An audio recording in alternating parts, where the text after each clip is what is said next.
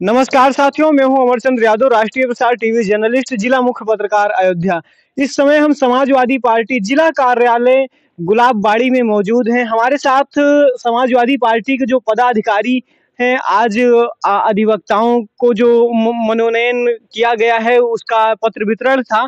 तो आइए हम इनसे जानते हैं कि यहाँ पर कैसे क्या मीटिंग थी।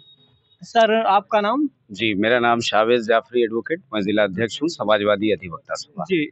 सर, यहाँ पर क्या था आज? देखिए, समाजवादी का एक बहुत ही महत्वपूर्ण फ्रंटल संगठन है, जी सर। समाजवादी अधिवक्ता सभा, जी सर। जिसमें जो है हमारी कमेटी पूर्व में ही घोषित की जा चुकी थी। इसी के विस्तार के क्रम में जी सर। आज हमने तहसील रुदौली की जो अधिवक्ता सभा की कमेटी थी, उसका अनुमोदन किया है। जी।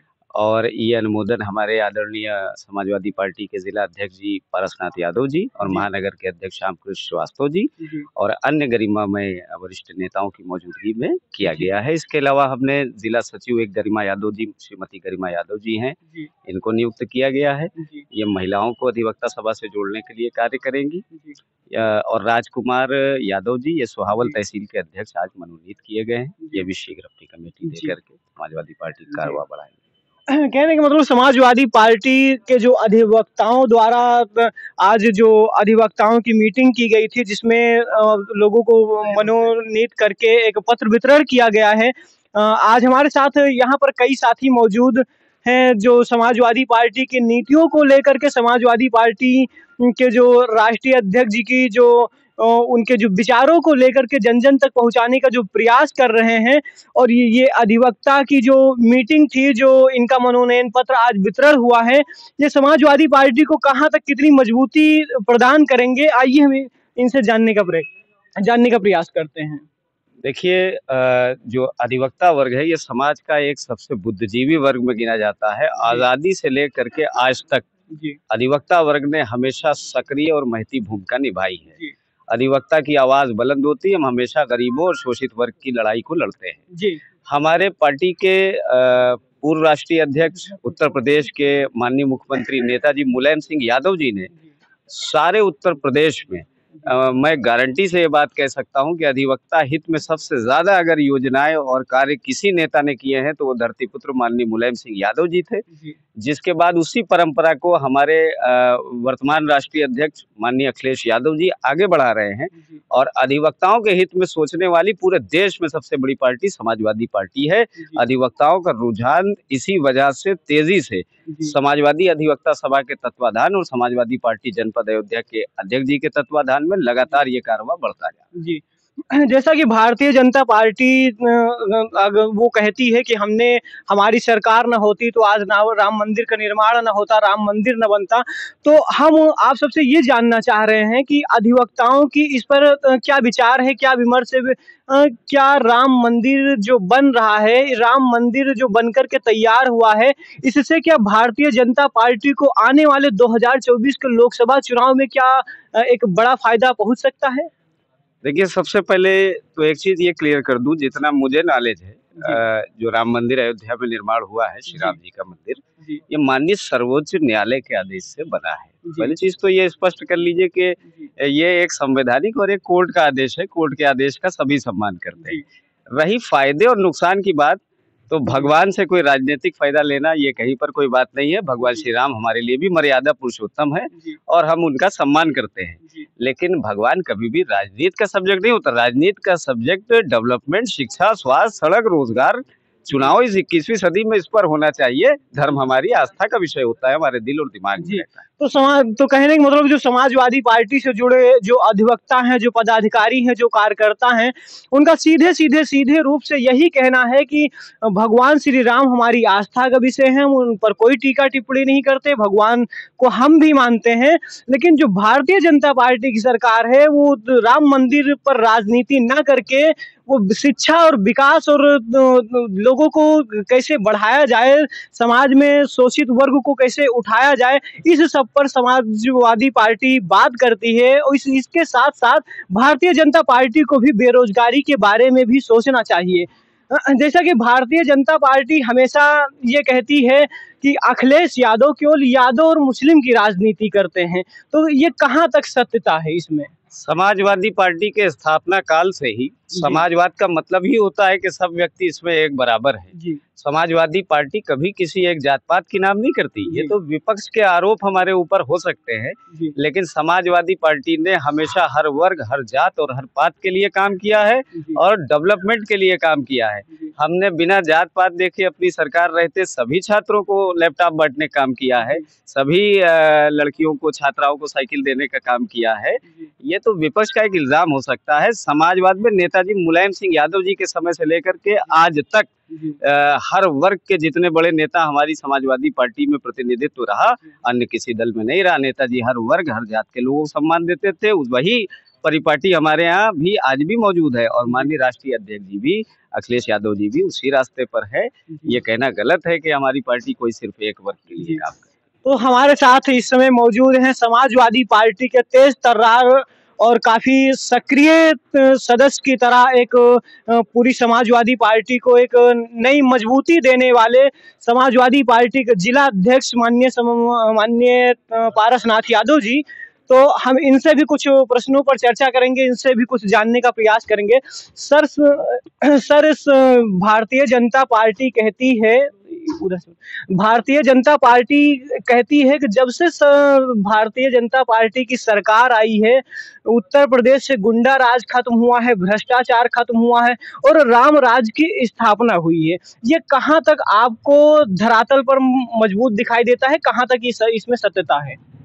अब हम शुरुआत अगर करें जी तो हाथरस की घटना से करना चाहते हैं। जी हाथरस की घटना ने पूरे देश को हिला के रख दिया। जी आज पूरे देश में जो हो रहा है भारतीय जनता पार्टी की सरकार में, जी मध्य प्रदेश में दलित के सरों पर पेशाब किया जा रहा है, जी मणिपुर में बेटियां नंगी नचाई जा रही हैं जी और ये जीरो टॉलरेंस की बात करते हैं। डेली अपराध हो रहे हैं, जी डेली हत्याएं हो रही हैं। हमारे जनपद में ही तारुण में हत्या हुई, झेरुआ में, बीकापुर में हत्या हुई, अभी परसों एक पासी की हत्या कर दी गई। तो क्या ये जीरो टॉलरेंस इसी कहते हैं? यही राम राज्य है?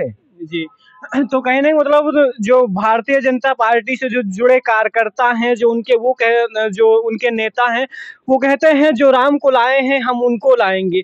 तो राष्ट्रीय अध्यक्ष, समाजवादी पार्टी के राष्ट्रीय अध्यक्ष जी कहते हैं कि भगवान कोई आज नहीं आए हैं, भगवान कई वर्षों से हैं और जमाने से हैं। तो ये भारतीय जनता पार्टी के लोग लाने वाले कौन होते हैं? तो इस पर आपका क्या विचार है कि क्या सचमुच भारतीय जनता पार्टी राम राज की स्थापना करके भगवान श्री राम इनकी सरकार में आए हैं? इस पर आप क्या कहना चाहेंगे? अब पिता पुत्र को लाता है कि पुत्र पिता को लाता है, ये भारतीय जनता पार्टी के लोग बताएंगे। जी राम सदियों से रहे हैं, बहुत पुरानी आस्था का विषय है, धर्म है। और भारतीय जनता पार्टी के लोग अब मानो इतना मजबूत हो गया, वो भगवान को लाने लगा है। तो इस पे क्या कहा जाए? और भारतीय जनता पार्टी के लोग कहते हैं कि हमने अयोध्या को सजाया है, हम काशी को सजाएंगे और भगवान श्री राम की अगर कृपा रही, ईश्वर की कृपा रही, तो हम मथुरा को भी सजाएंगे।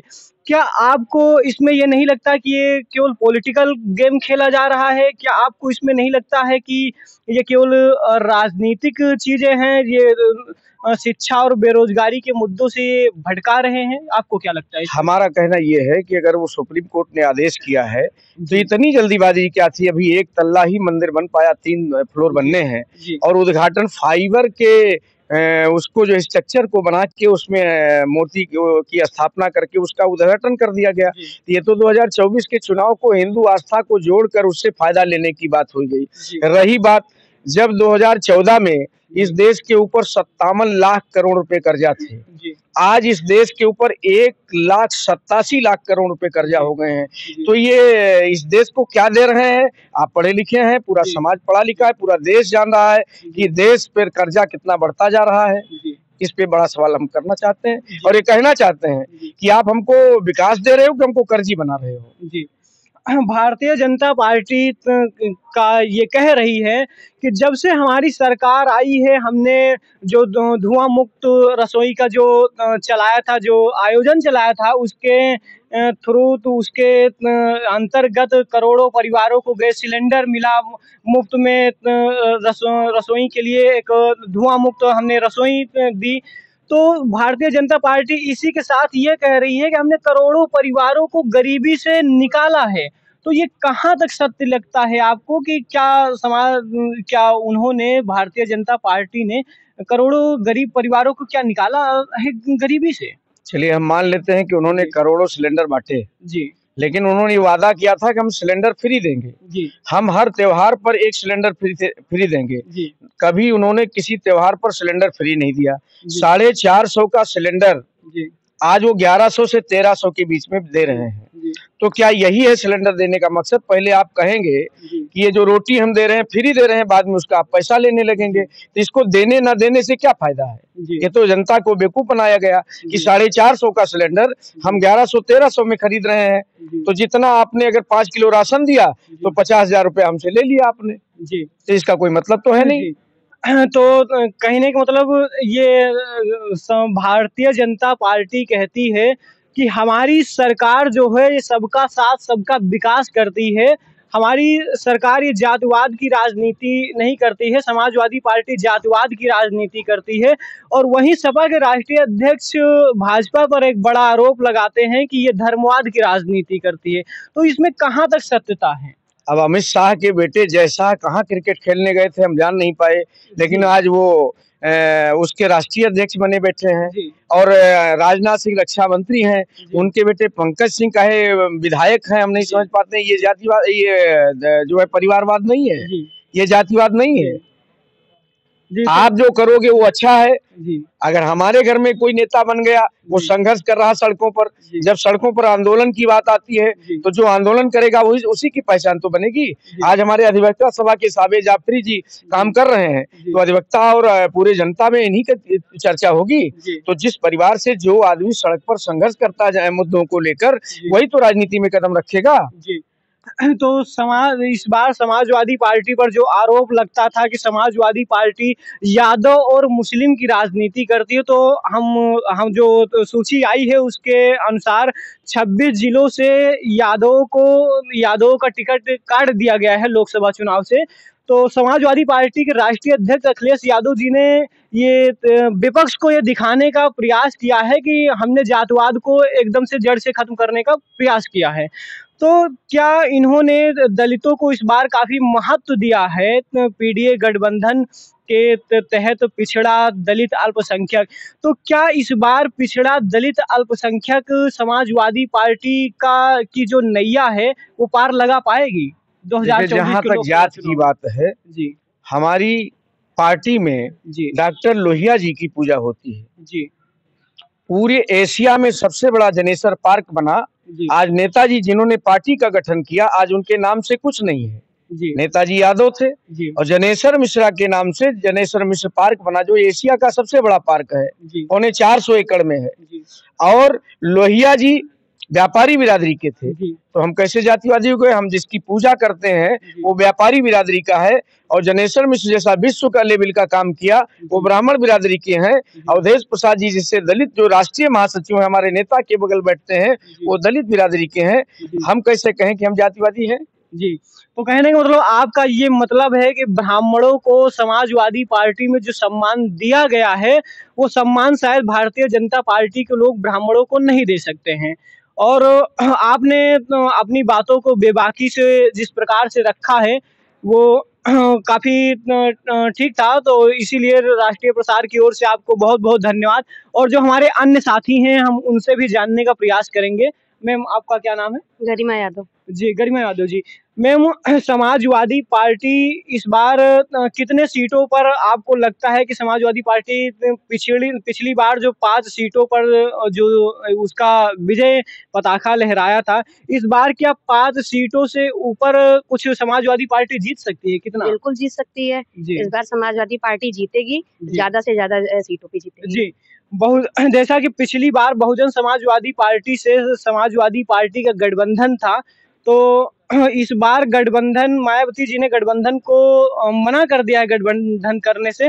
तो क्या आपको लगता है कि उनके इंडिया गठबंधन में ना आने से इंडिया गठबंधन को क्या बहुत बड़ा झटका लगेगा मैम? देखिए, गठबंधन हो या ना हो, इससे जी। समाजवादी पार्टी को कोई फ़र्क नहीं पड़ता है, ठीक है? समाजवादी पार्टी अपने आप में बहुत मजबूत है और वो जो है मजबूत हमेशा रहेगी और वो जी। जीतेगी भी। जी। तो कहने का मतलब हम इस समय मौजूद थे गुलाबबाड़ी में। अभी हमारे साथ बात कर रहे थे हम जिला अध्यक्ष श्री पारथनाथ यादव जी से, और जो यहाँ के अधिवक्तागण थे, अधिवक्ताओं से हम बात कर रहे थे। तो इन्होंने पूरी तरह से यही बताया कि समाजवादी पार्टी कमजोर नहीं है। समाजवादी पार्टी का एक ही लक्ष्य है कि सभी पार्टियां मिलकर के हम संविधान बचाने की लड़ाई लड़ेंगे, हम देश को दलितों और पिछड़ों को सम्मान दिलाने के लिए लड़ाई करेंगे, लड़ाई उनके उनके हक और अधिकार के लिए लड़ाई लड़ेंगे। तो इस समय हम मौजूद थे गुलाबबाड़ी में। नमस्कार, आप बने रहिए राष्ट्रीय प्रसार के साथ। धन्यवाद।